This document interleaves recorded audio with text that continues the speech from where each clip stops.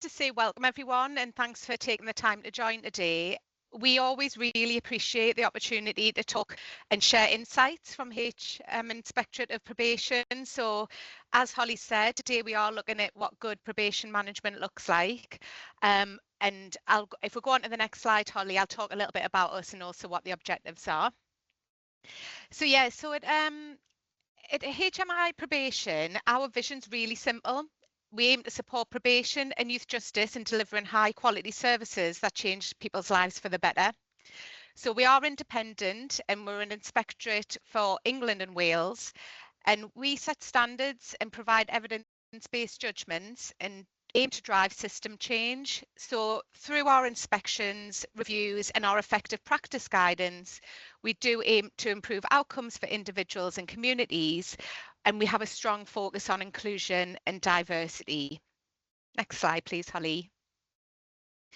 So in signing up for this event, I'm sure you've seen the aims, but I'm just going to cover them again briefly. And also to say that this event was aimed at middle managers and senior leaders across HMPPS. And what we aim to do is to help you, I guess, gain an understanding of what we would identify as good management approaches. We will have a particular section on how leaders can empower practitioners to be professionally curious. And also we will be sharing some effective practice examples and also some themes from recent inspections in terms of effective public protection work and what we're seeing at the moment. So I think in terms of questions, just to say, we're going to do those at the end. There will be plenty of time for that. And yeah, if you can just either drop things in the chat, your reflections, any observations or questions, and then at the end, hopefully we'll get a chance to go through them and also have a discussion. But for now, I'll hand over to Helen Cox, who's going to take us through the good management section of the event. Thanks, Helen. Thank you very much. Morning, everybody. So what do we mean in HMIP when we talk about good management? We focus on leadership throughout our inspection activity. So what does that look like in reality?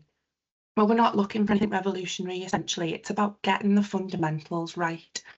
For us, at its core, good management is about creating an environment where staff feel supported, valued, and empowered to do their best work. And you'll see on the slide just a few principles that underpin that approach, really. So if we start with openness, what we're looking for is for leaders and managers to promote a culture where constructive challenge is welcomed at all levels of the organisation. We think that staff need to feel really safe to raise concerns or share ideas without fear of blame. And by achieving that openness builds trust and essentially drives improvement that we're wanting to see. Secondly, when we're looking at engagement and motivation, this is about staff really understanding the purpose behind their work, and we'll come to talk about this a little bit more in a minute. Not just understanding what their individual role is, but feeling connected to the broader organisational goals, particularly around things such as public protection and rehabilitation. When they have that understanding of the why and the purpose about what they're doing, they are more likely to deliver more high quality outcomes. So it's really about making those links between their everyday tasks and that bigger picture that the organisation is trying to achieve.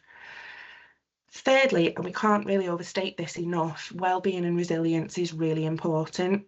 Probation work is really demanding, and as an inspectorate we definitely acknowledge that, and it's demanding for a lot of reasons. So leaders really do need to actively prioritise things such as staff safety, mental health and overall well-being. As an inspector, when I've been up and down the country with colleagues, we've seen a number of examples of ways in which leaders have tried to embed this type of approach. Things like wellbeing forums, safe spaces to discuss really sensitive issues around things like bullying, for example, bespoke sort of staff engagement groups for staff with protected characteristics where those issues can be discussed in a sensitive and informed way. So it promotes that well-being and resilience that we're wanting to see. And then finally on this slide, inclusivity, it really matters when it comes to good management. Leaders need to understand their staff group and their needs. They need to dig into what makes their staff tick. They need to understand what they bring to the table and what makes them an individual. Leaders need to ensure that things like reasonable adjustments are in place so that everyone's able to perform at their best.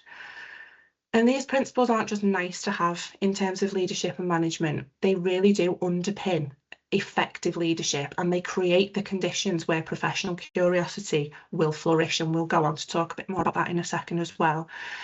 Ultimately, in that environment, we're more likely to see stronger public protection activity, better quality work, sort of better staff morale and engagement. And when these elements come together, what we can see is that staff feel empowered, and that's when we see the best outcomes for them and for people on probation.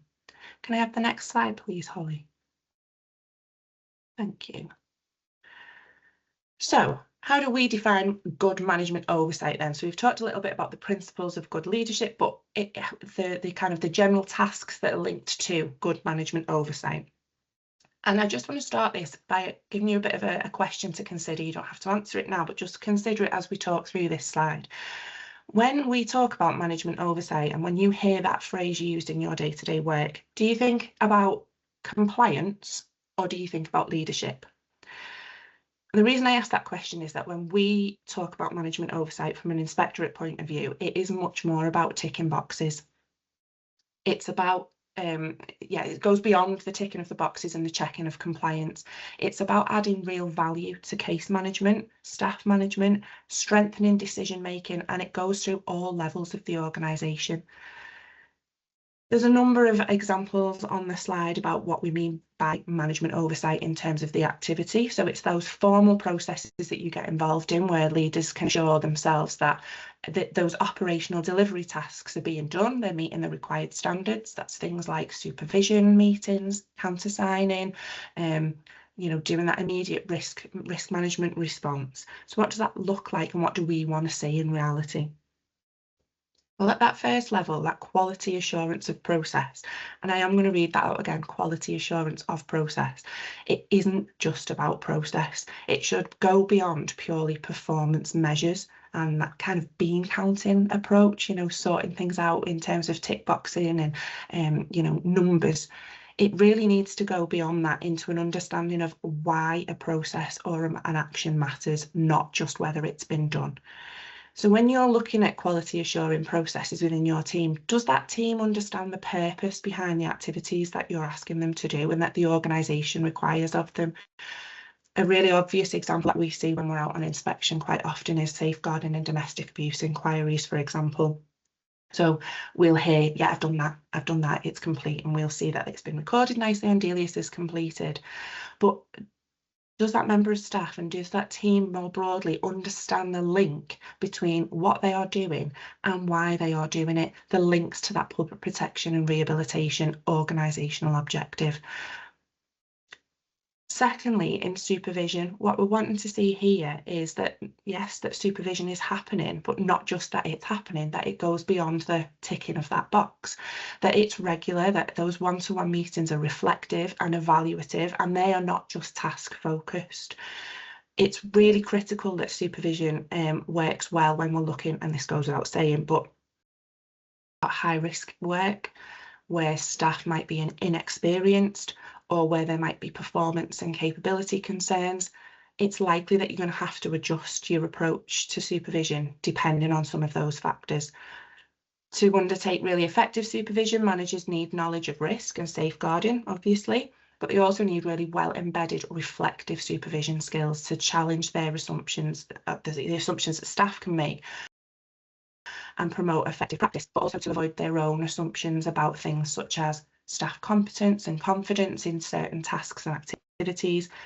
Some of those assumptions might be based on the fact that someone's got a lot of experience in their role, for example. But we're looking for managers to really use authentic reflection and evidence to inform their view and their approach to supervision. And then the last bit then, immediate risk oversight. So you may even be doing this right now. It's something that doesn't stop in the world of probation leadership. But when there's an urgent safeguarding concern or a risk of harm, what we're looking for there is for managers to act quickly and decisively, using relevant systems that are available to you. So things like monitoring arrests, new offences, those types of things, but to identify where your priority needs to lie when you're determining kind of what takes the focus for your day. Can I have the next slide, please, Holly? Thank you.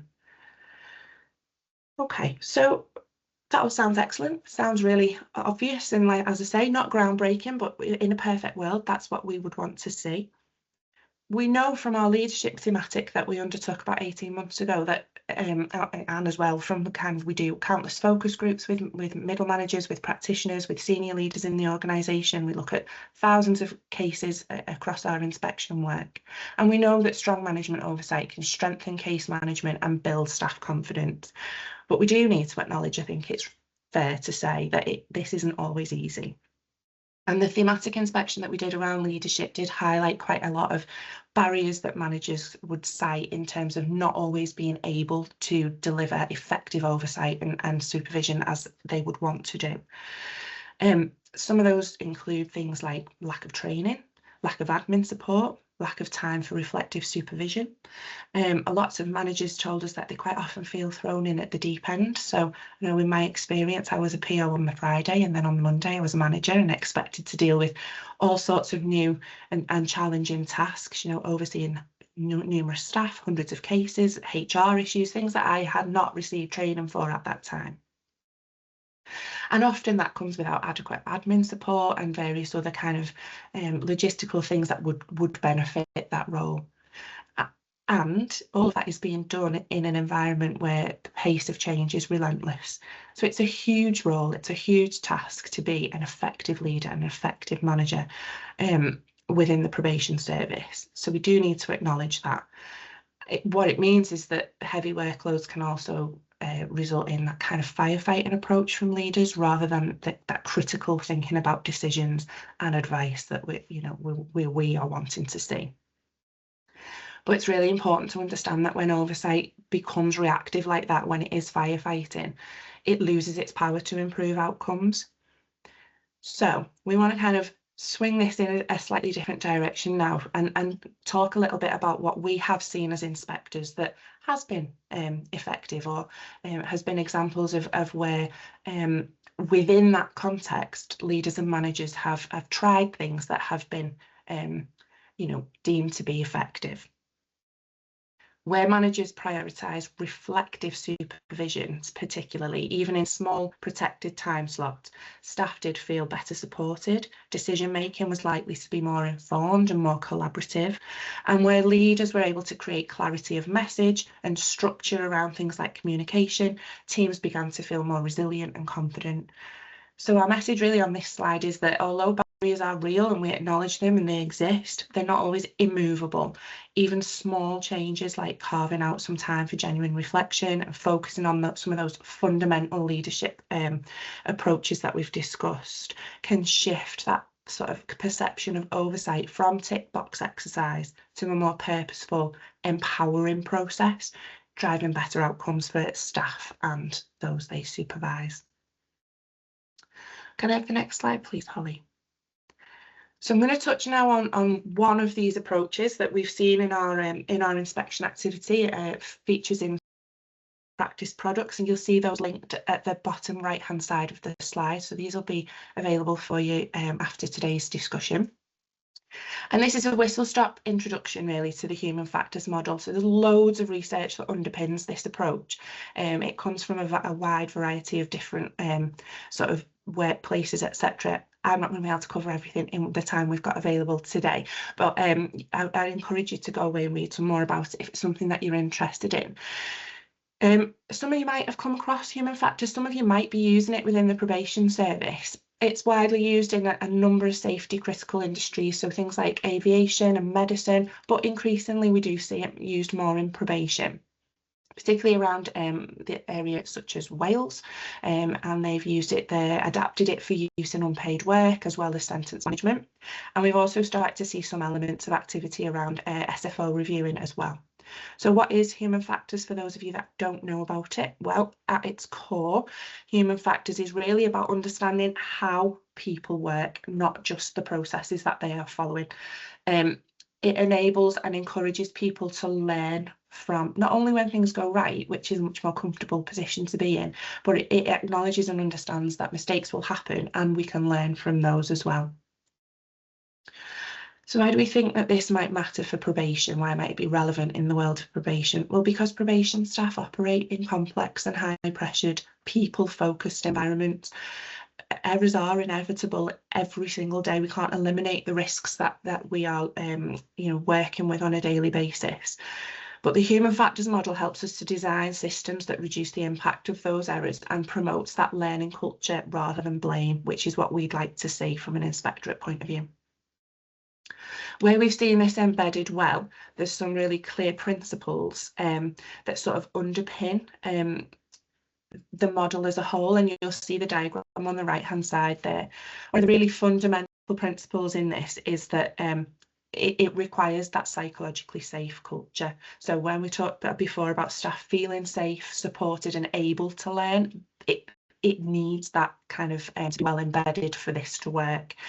And it's really hard to change cultures if that isn't something that exists where you work. There was a culture change insights presentation earlier this week, and it fully acknowledged that that is a challenge. Culture needs to be developed collaboratively and not imposed overnight. It won't work like that. But the focus of that culture change really needs to be on removing any fear of blame for staff to try things, suggest things, get it wrong sometimes, and learn from that. One of the other fundamental principles of human factors is that communication is clear, and it uses a sort of a tool, a structure to model communication. You'll see that in the middle of the diagram, S bar. So this is a way of structuring somebody's thinking. It can be used at all layers of the organisation, but it prompts practitioners, leaders, whoever's using this, to use a standardised approach to consider a situation, which is the S. What's the issue? What's the problem that's happening that we need to deal with? To analyse the behaviours and the things that are influencing that particular situation. So that's the B. The A is around making the assessment. So that individual practitioner or leader looking at that situation and using their skills to assess what's going on. And then finally, the R is around considering the recommendation. So what are the options available? What are the best options? And what do we need to do next? And it guides the next steps. Using an approach like that has been found to build autonomy, self-reflection, consistency of communication, and as I say, it can be used throughout all levels of the organisation. And then another sort of strand of human factors, which is probably one of the more challenging ones, I think, to embed, given the context that people are working in at the moment, but is found to be useful, is protected time. So you'll see that in the egg timer icon there. That's got various names when we've seen it out and about on inspection. So protected hour, the golden hour, all sorts of different names for it. But what it essentially is a space for genuine reflective discussion rather than that reactive firefighting responsive approach to dealing with a situation. This does need a level of commitment to carving out that place in the day and being genuinely available for staff. And we've talked already about how time can be challenging and things like that. But where we've seen this done well, staff really value that opportunity, and it becomes very clear when a manager is available for them to have those deeper conversations. And what are the benefits for leaders in terms of applying human factors to their management approach? Well, it means that you're fostering that culture of openness that we've talked about a lot already. You build resilience in your staff and in your peers. It promotes that reflection and it provides that safe environment for feedback. Again, it's about shifting that culture from compliance and blame to collaboration and learning. And that's got potential benefits across the organisation, because when staff feel safe to speak up and reflect and suggest things, decision making is found to improve, and again it promotes that improved public protection activity. So I'm going to hand over to Helen Moore now, and she's going to talk through another model that we've seen in practice.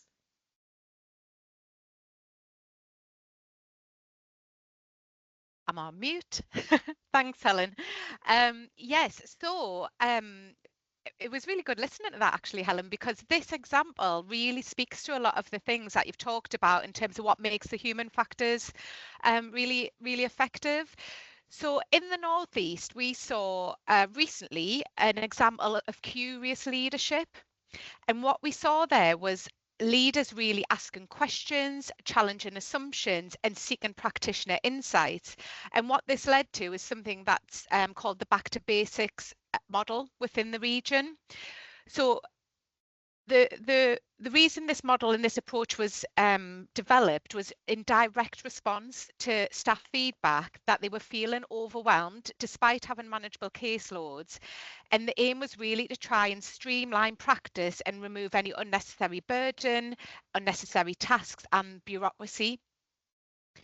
So in terms of the strategic leadership, this was really driving the improvements, and the RPD in the region commissioned this wide-scale review, which was really grounded in the live data and staff feedback.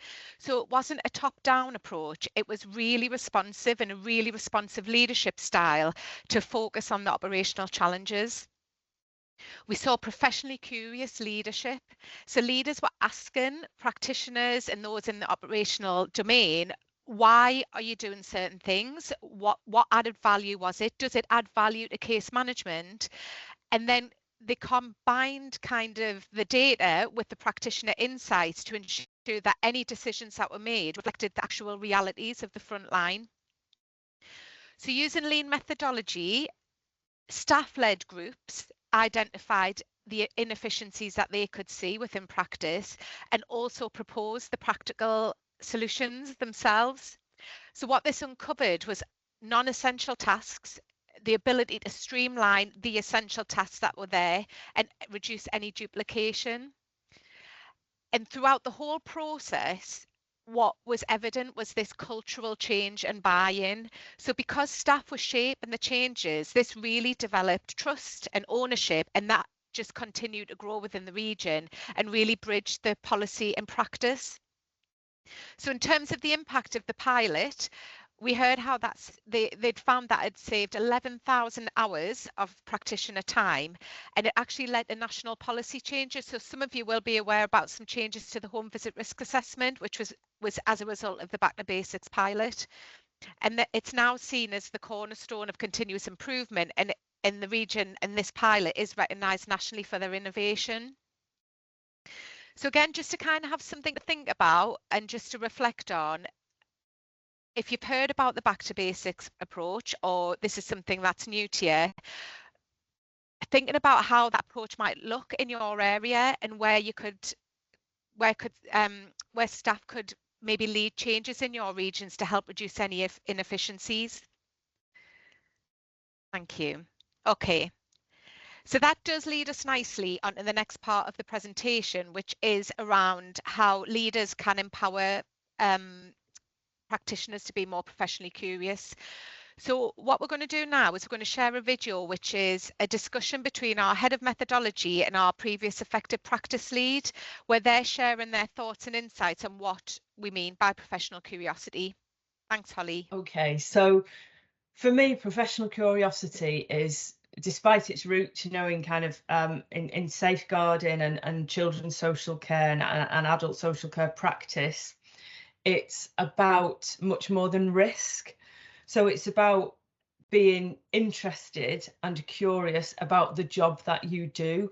So whether that job is directly face-to-face with people on probation or with children, or whether you are a manager managing and having oversight of the work of other people delivering that face-to-face work, or indeed as the senior leader, it's about being motivated and driven and seeing that level of understanding, interest, curiosity, getting to the detail of whichever piece of work you are doing with whomever you're doing it, to make sure that you're doing it to the best of your ability. So it's much more than risk, in other words. So then thinking about professional curiosity in terms of the Domain 1 standards, and that being like the leadership, staff, services, information and facilities, how does it apply to those ones? Yeah, so that feels a bit more challenging. It's not quite as intuitive, is it? Probably because of the language, because we don't talk about professional curiosity in those kinds of ways. You know, it's accepted parlance almost for practitioners. It means different things to them, but it's more, we kind of generally know what we mean by that. For me, for domain one, so if we think about leadership, for instance, it's the same. Professional curiosity is a way of being. It's a behaviour. It's a way of doing your job. So, for instance, if we think about understanding, say, the demographics of the cohort of people at your PDU, or the cohort of children that your yacht works with, that we would expect leaders to be curious enough to really get under the skin. Again, I'm saying that a lot, and understand, you know, the characteristics of that group in order to make that work meaningful. So whether it's that work is about commissioning services, delivering a strategy to meet the needs of those individuals, without that level of understanding that comes with that degree of curiosity, it would be difficult to do some of those things.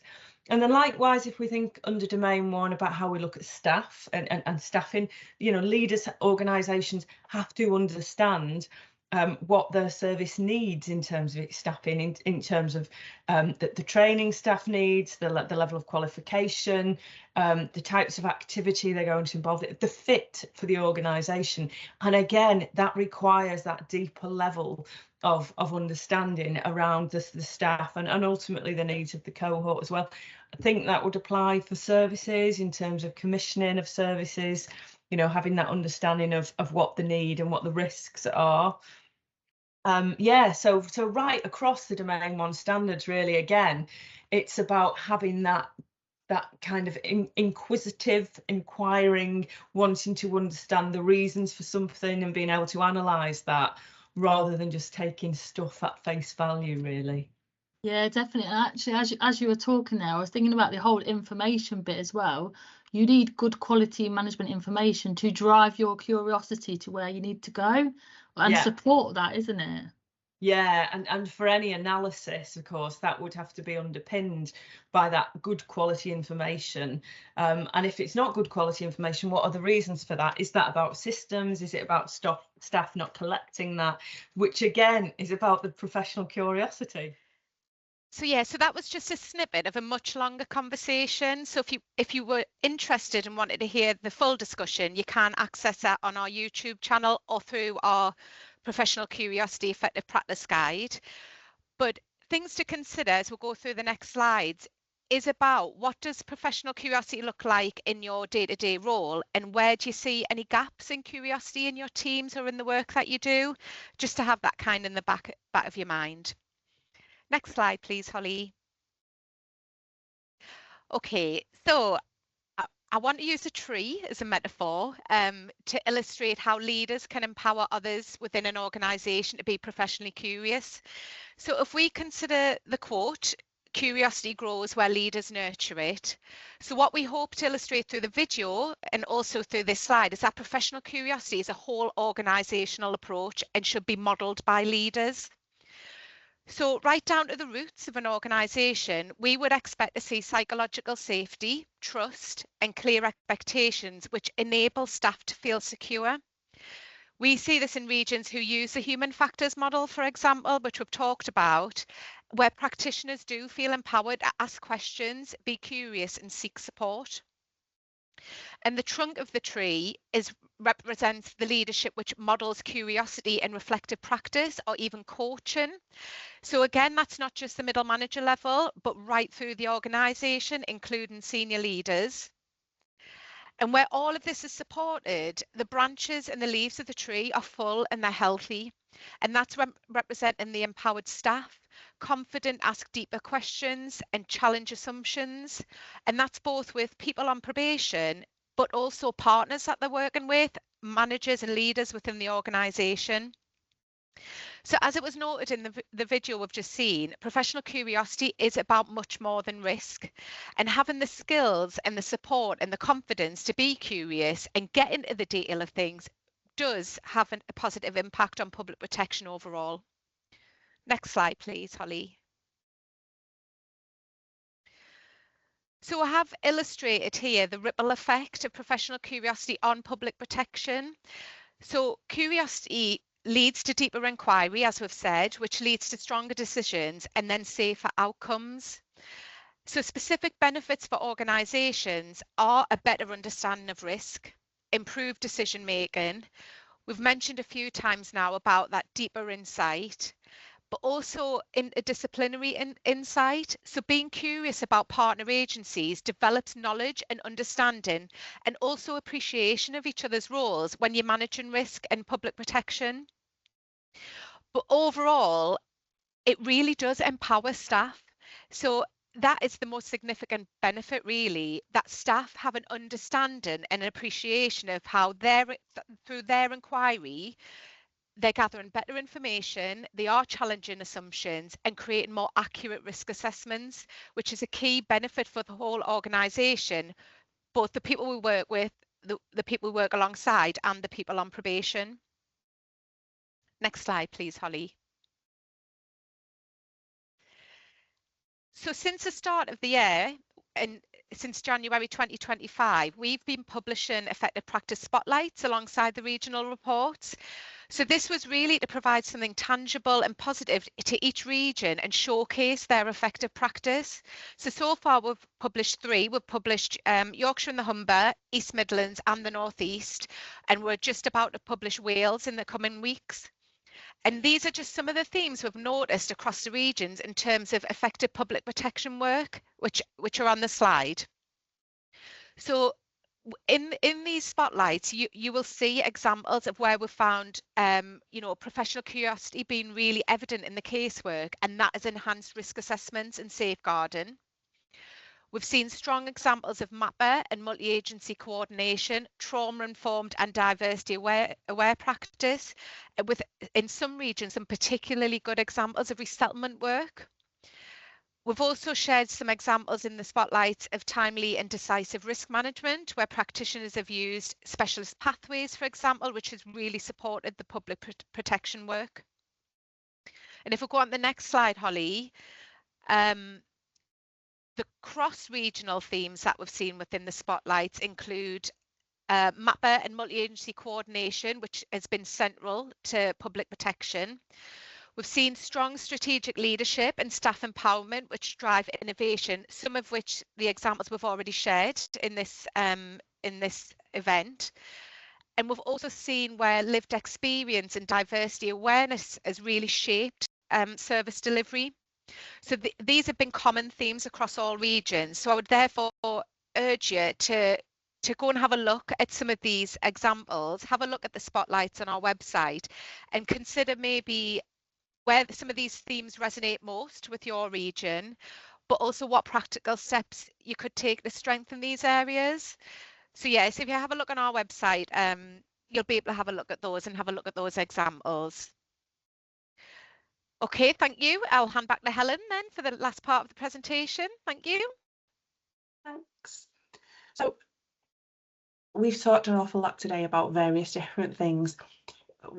When we ask practitioners what they need from their leaders, their message is really clear, and we've tried to outline this on this particular slide. So they want leaders and leadership that goes beyond process checks. They need active investigative oversight. So this is what we were talking about before around that use of professional curiosity at all layers of the organisation. Leadership needs to dig into the quality and depth of casework and of a broader service activity, not just whether tasks have been completed and ticked off. It's really around modelling professional curiosity. Leaders should ask probing questions, they should challenge assumptions, and they need to be focused on creating a culture where staff feel safe to raise concerns and to seek help and to try things without fear if it doesn't work out the first time that they're going to be blamed for that. And that's really how we move the culture from that compliance to genuine learning. Diversity and inclusion also really matter in this approach, and leaders need to model how to hold those sensitive conversations around things like cultural needs and personal circumstances. So you need to be doing that with your staff, modeling what that looks like, how that intervention and interaction then shapes ongoing communication, And what that does is it builds confidence and it builds trust between leaders and staff, but it also encourages that onward type of interaction between practitioners and people on probation. For complex and high risk cases that are being supervised, leaders need to be more than supervisors. They need to be facilitators and problem solvers. They need to provide reassurance to staff. They need to unblock any barriers that staff might experience in trying to achieve an overall objective. And that might be, I need housing to have a conversation with me around this particular case, or it might be around a senior leader unblocking access to services that are available locally or not available locally, as the case may be.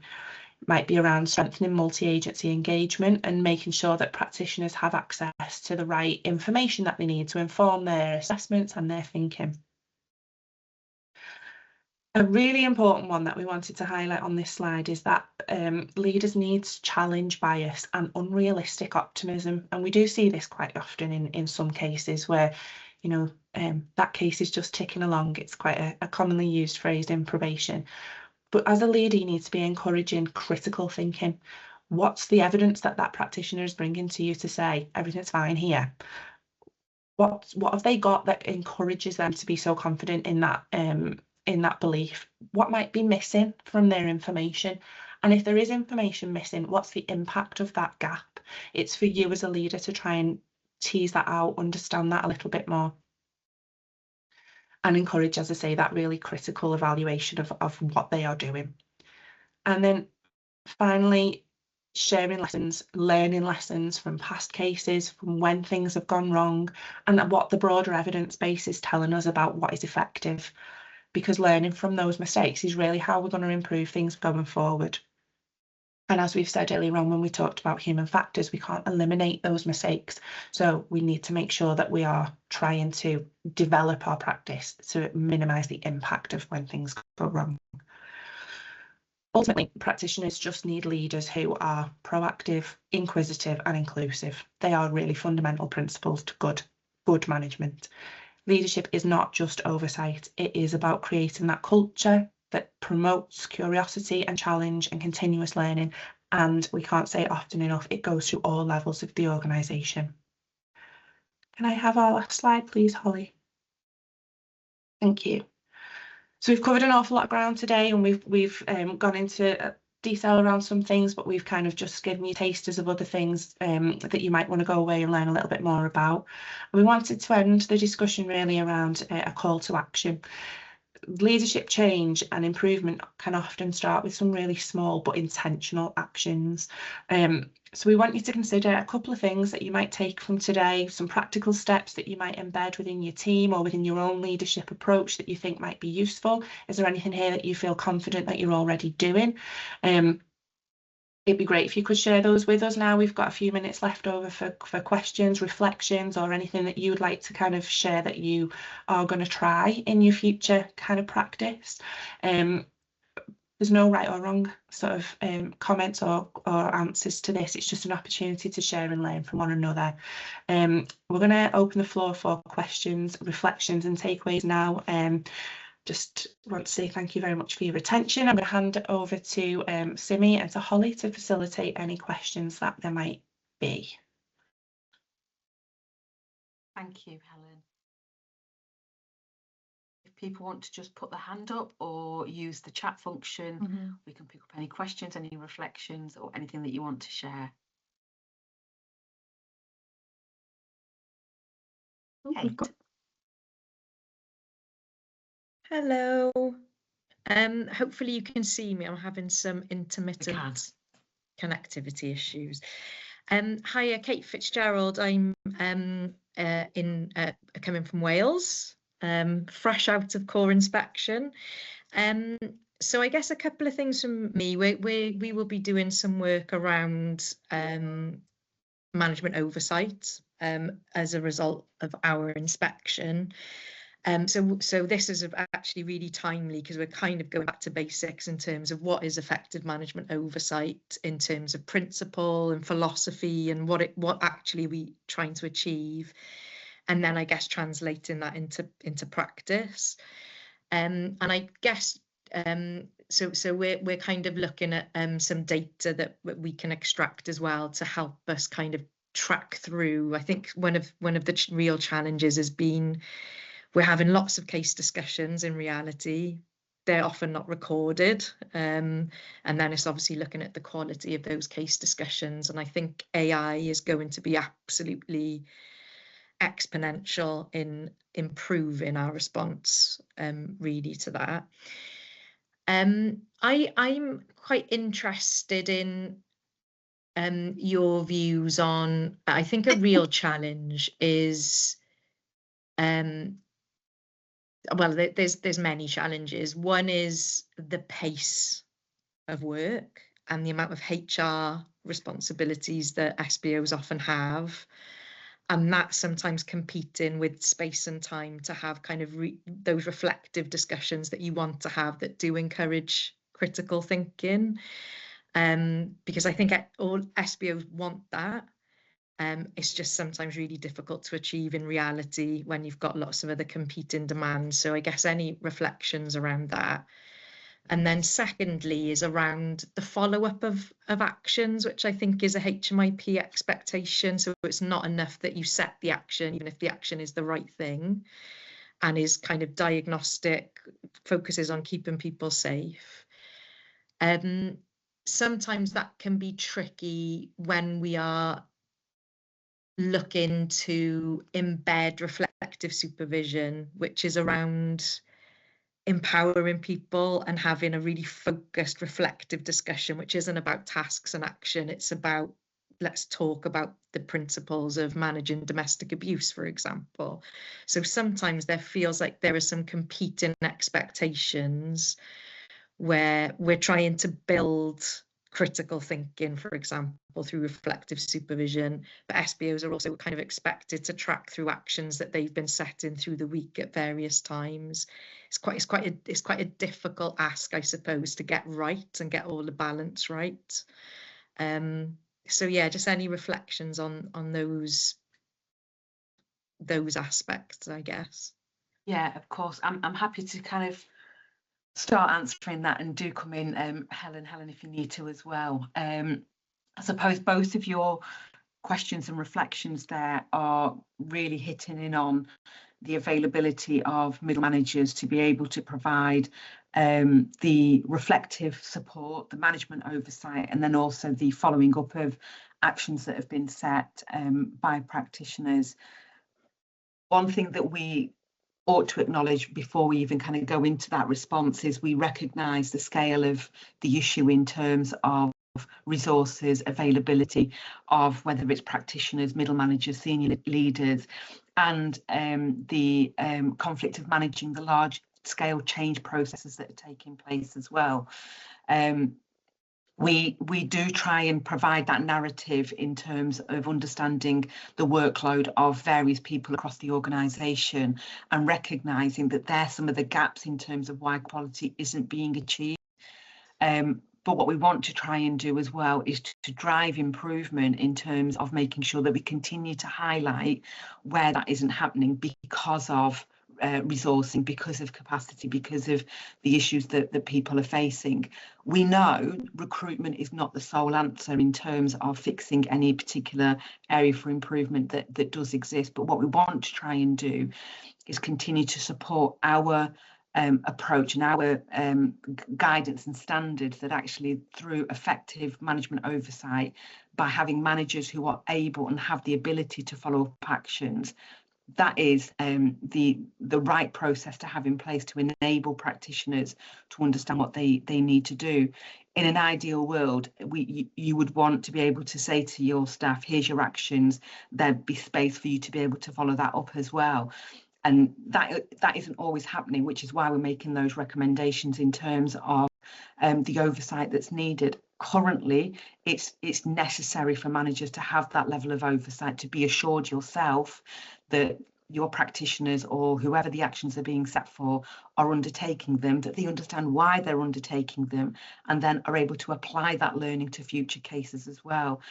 And where that confidence comes in terms of people are doing what is necessary because they understand that role, the level of management oversight hopefully may be able to change in terms of that level of intensity because you've had that focused period on particular people, but also then being able to make sure that you can rely on other things like continuous development to be able to make sure that staff who have maybe gone through that period of intense oversight are also continuing to receive ongoing development for them as well.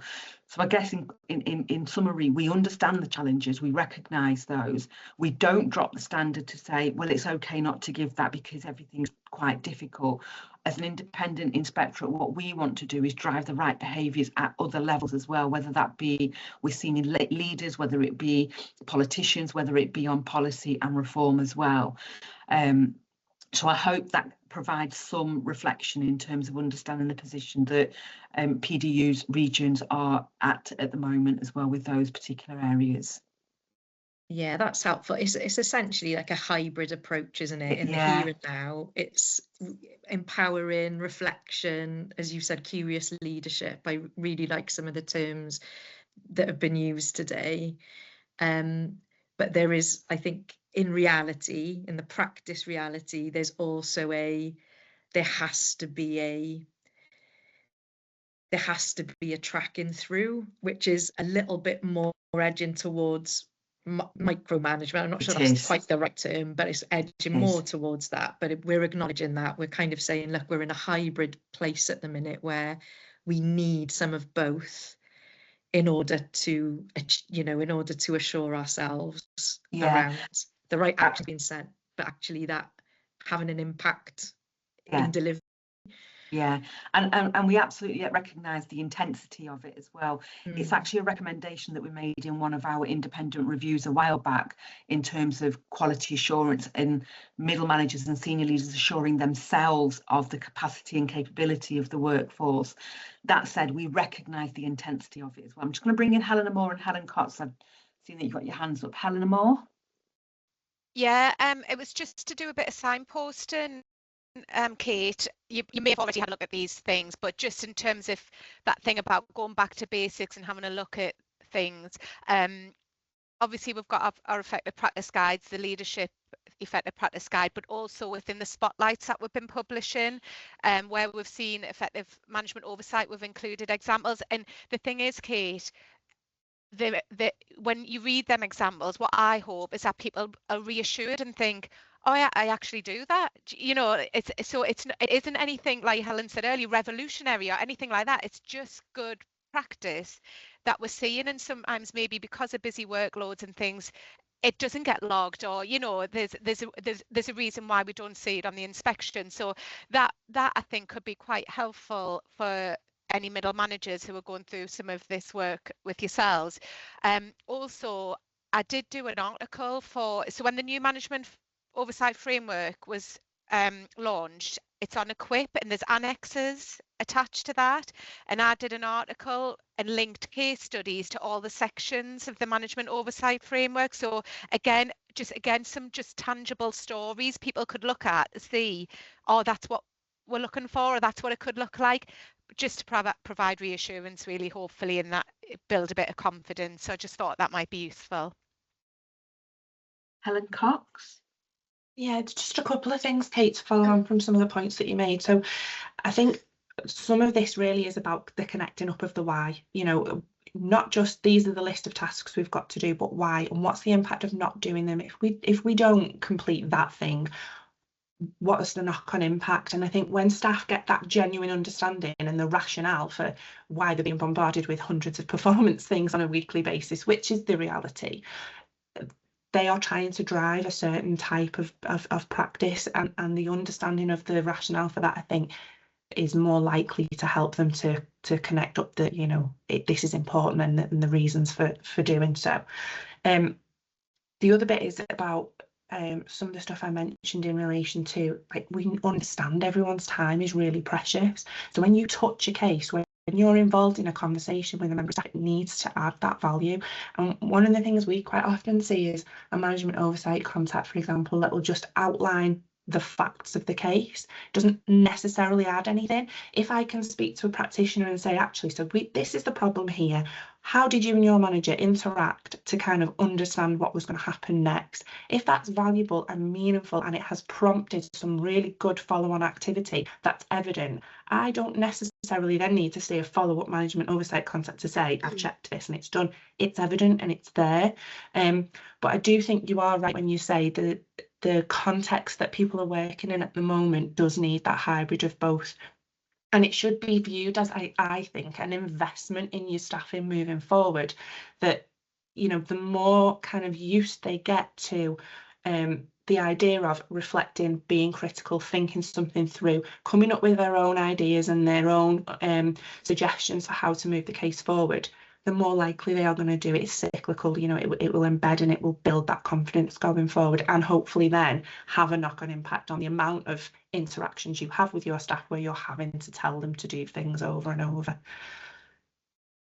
Yeah, and I think what we're looking to work on, which sometimes really gets diluted in the S-bar, is all practitioners feeling really confident around the recommendation. I think sometimes, and again, this is a symptom of the busyness and reality of practice in places, is they're looking for quick fixes because they know they need to react quickly, and that removes the space to reflect and be critical and use leadership. But actually, and sometimes we all fall into that. So, you know, they come in looking for a quick fix, you give a quick solution, and actually there isn't a learning experience there. So yeah, I guess it's that continuing to build the confidence around, come with a recommendation, because, and if you can't, that shows that we need to have a more in-depth discussion. And also, if you do come with a recommendation and we try that recommendation, and that recommendation is based in sound evidence, like you understand why you're making that recommendation, and all of the information you've got indicates that's the right decision, and it doesn't work, well, we learn from that. What can we do differently next time, rather than that went wrong and you know a rain of fire comes down on you, sort of thing. So yeah, it is about confidence, but also that feeling of safety. It's okay to try something and for it to not always work. Just moving into the chat, we've got some reflections on S-bar as well, which is really helpful. Thank you, Michael, for putting that in, particularly around the point that Kate's making about developing confidence as well, where people are feeling more involved, practitioners feeling involved in the decision making linked to their work, and that's a really important part. Albeit recognising that you know, sometimes people want quick decisions. Tell me what I need to do and I'll go off and go and do that. But actually done right, using S-bar, some practitioners are able to develop their confidence and also understand what they're doing and why they're doing that as well, which is really the kind of learning that we are trying to share and move, encourage as well. Helen, I think people have asked for examples of effective management oversight examples that we've seen. That should be covered in the effective practice guide, shouldn't it, in terms of the examples that we've got? Yeah, I've shared the link to the library, the effective practice library, so they're within the guides and also the spotlights that I mentioned from the regions. Yeah, and Nicola's put it in the chat as well, so that's helpful. Yeah. Ellie. Hi, I'm Ellie. I work at Leeds Magistrates Court. This has come a really great time for me. I've just had a year off on maternity, so just kind of come in and time to reflect is really nice. I've just gone into a new team in the court, and I think one of the most simple bits of feedback I've had is simply having your door open, so that people know that you're available and feel like they can come and approach you. That's when you talk about going back to the back to basics model, that just popped into my head, that's a lot of feedback I've got. Simply having your door open and being available starts that process, and for me it's like a drip. I think the team have had a lot of turnover of managers, so they were already feeling like, oh, I've got get used to another manager, and that's difficult, and it's going to take time. So for me, just having my door that's the first step for me, having the door open, and then the SPAR and reflective supervision. I think the reflective supervision model, I'd not seen that before I went off, so I think that's a great addition, and hopefully will lead to more quality conversations. But that was my reflection on. That's really helpful, Ellie, thank you. And whilst that might be removing a physical barrier, just kind of literally keeping a door open, in time I'm sure that there will be some kind of positive progress from that, because people are seeing that you are actually available, and that it's that welcoming approach really in terms of encouraging conversation, encouraging discussion, encouraging approach. Having a manager who is perceived to be approachable will have a huge impact on staff feeling confident in going to have that conversation. And there is that kind of rub between, so many things now tend to be process driven, or there's a checklist, or there's guidance, or you can find what you need on the intranet. Sometimes a conversation, which doesn't always have to indicate I'll tell you the answer, or we'll have a conversation about how we can learn and develop and where to look, is much more powerful than just being told go and look at that checklist or check on the internet. You'll go and find it yourself. And the relationship it builds obviously is really positive as well, so thank you for sharing that. No problem. Karen. I just want to say, I'm from the South Central, and we're rolling out human factors. One of the things is not having your door open all the time, rather than having it open all the time, because it's about empowering staff to make those decisions rather than coming to you all the time. So it's not about not being approachable, but having your protected time each day where you say you come to me during that time, unless it's urgent, you know, an urgent recall and stuff, people come to you outside of that. But actually, what we've seen is that staff becoming really reliant on SPOs. They can't make any decisions because their brains are so full of everything they're trying to do. So they come to you all the time. Can you tell me what to do? Can you tell me what to do? And so that's putting in like a bit of a break and being like, you come to me during this time rather than any time, means that staff make those decisions themselves, have those conversations, and don't come to you all the time. And then just come to you with that SBAR, with the I've had a think about this, I've thought it through, and this is what I'm thinking. Do you think that's right? Because as an SPO, you're trying to do 1,000 things all at one time, and there's 1,000 people at the door trying to get your attention, and you can't get anything done. And it has really slowed stuff down for our SPOs, and they are really feeling the benefit of that as well. So being really approachable, but also protecting yourself and making sure.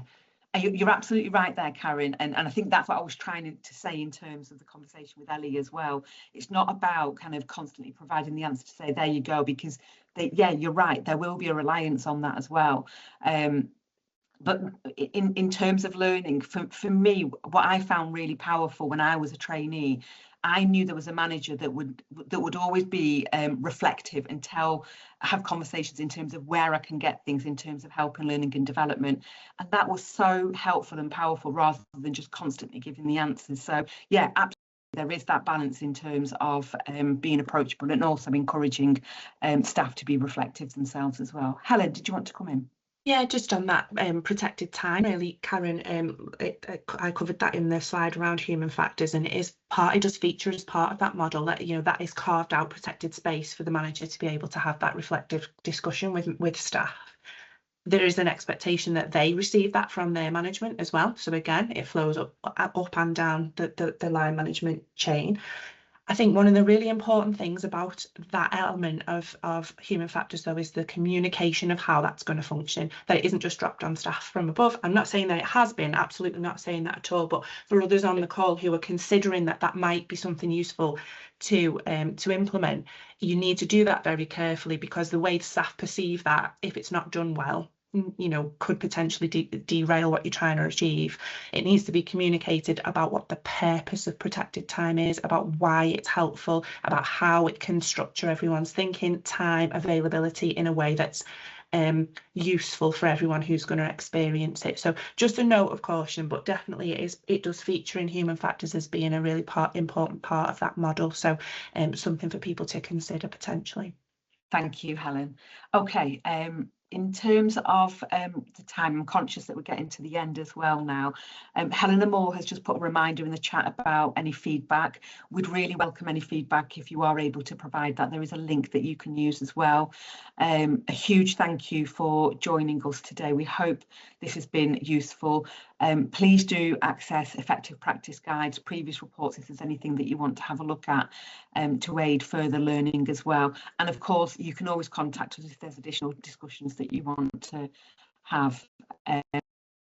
Helen, Holly, anything further to add before we close? No, just thank you, everyone. Yeah, Brilliant. thank you everyone for attending. Thank you. Have a great day, everyone, and enjoy your weekend. Thank you. Thank you. Bye. Bye. Bye.